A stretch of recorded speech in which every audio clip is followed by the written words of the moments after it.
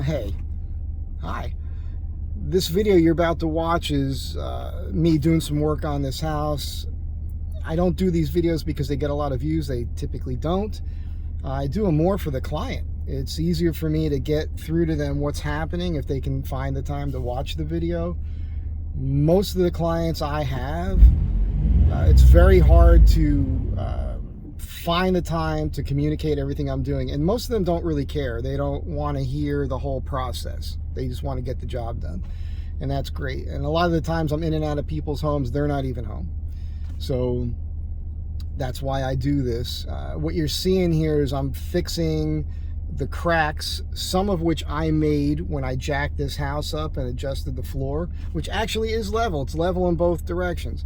I also went in the basement, jacked up this one joist that was supporting the upper level, and the happens to be the level where on the second level there's that banister at the top of the stairs where it's hot. You'll see it all in the video. So you'll see there's a gap above those posts in the basement. That's already settled a solid 3/4 of an inch from yesterday, and I suspect it's going to settle all the way down to the tops of those posts again over time. So that's a good thing. I've also fixed a lot of other cracks in the walls that were, and other damage I discovered near the cracks I caused. So I figure if I'm already here working on this, let me take care of that at the same time. Something I don't mention in the video that will happen is where the tile is in the tub in the corner. I'm going to caulk that because that you should always caulk your inside corners, which is also another trick on the drywall walls. If you see some gaps there and whatnot, what's happening there is I'll run a bead of caulk and run a knife and a finger down that so that that's sealed. And once you prime and paint that, it's great. And it actually holds up better than just having drywall in the corner, because that cracks, you don't want the cracks. A lot of what I do, how I do things, is very unorthodox. A lot of other guys, painters, drywall guys, carpenters, contractors, they'll look at what I'm doing, they'll be like, why is he doing that? Why don't you just tear the whole wall down and replace the whole wall? Well, that's a big job. It's very messy. It's very dusty. And a lot of the time it doesn't need to be done if you know how to do what I'm doing. And you guys have seen the tricks before in my other videos with patching, plaster walls, or doing any type of drywall where you're taping seams and whatnot. There's a bunch of tips for that, keeping the knife as flat to the wall as possible. I go over things with a wet sponge instead of sanding to keep the dust down to a minimum. And the big trick is in the paint. I'm going to be using a primer first on this, and I'll use a 3/4 inch thick nap roller that I will comb and vacuum out so no hairs get in the paint. And then that 3/4 inch nap, it holds a lot of paint, but it leaves a texture. And then when you put the paint over that with the same thing, 3/4 inch nap roller, blends everything. It makes it look like the wall was never cracked. It makes it look like it's been like that, just perfect forever. So I'm not a painter. I don't know what I'm going to do yet. If Sam, if you're watching this, or Diane, if you're watching this, I'm not sure about color matching in the bedroom. I'm not a color guy. I'm not a painter. I just know how to do it. I do it well, but we're going to have to talk about the paint. Anyhow, I hope you enjoy this video. Long intro for it, and I tried to do it twice on the way here driving, but crazy drivers, man, wrecked the video. Again, I hope you enjoy this video. Have a good day. Okay, so I'm in this bathroom, and unfortunately I didn't take pictures of this, but there was a big crack up here, and all the plaster on this section was all cracked up. And same thing with this inside corner, all along the ceiling, and this one. Now, I caused the cracks in this corner, that's why I'm fixing it, and probably the ones here, but the damage along the ceiling and all back here was from a leak that was happening in the bathroom above it, I guess several years ago. The right way to do things like this would be redo the whole bathroom, but I'm trying to save the client time and money. And I normally would have just wanted to rip all this out, put hardboard or something up there.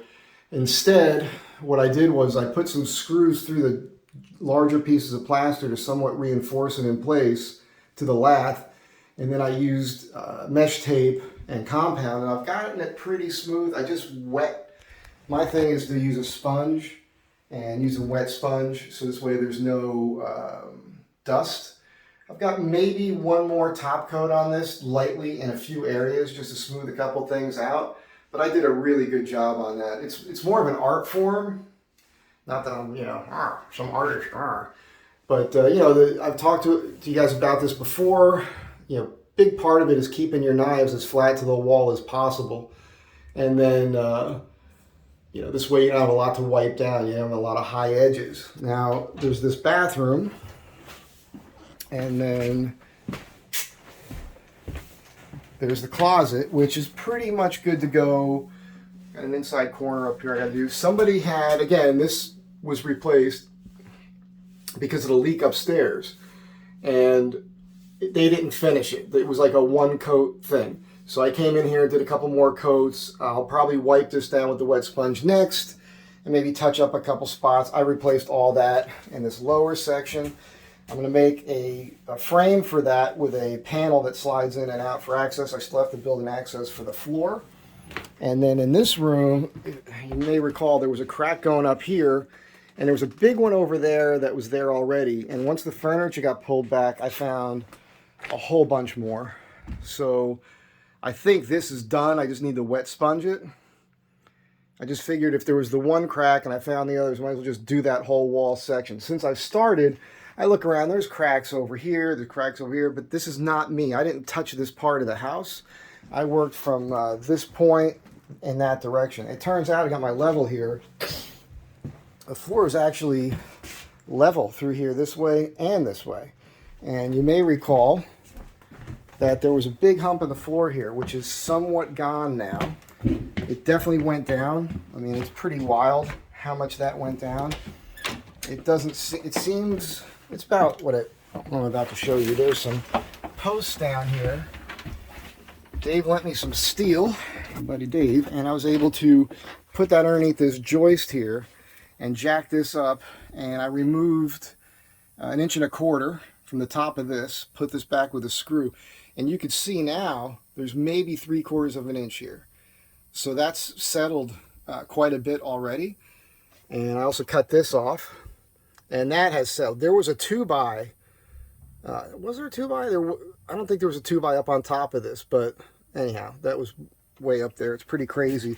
This is just one joist here. It's not a beam. It's a joist that runs in the same direction as all the other floor joists. You'll see that there's a beam over there. Anyhow, it's just an update on this job.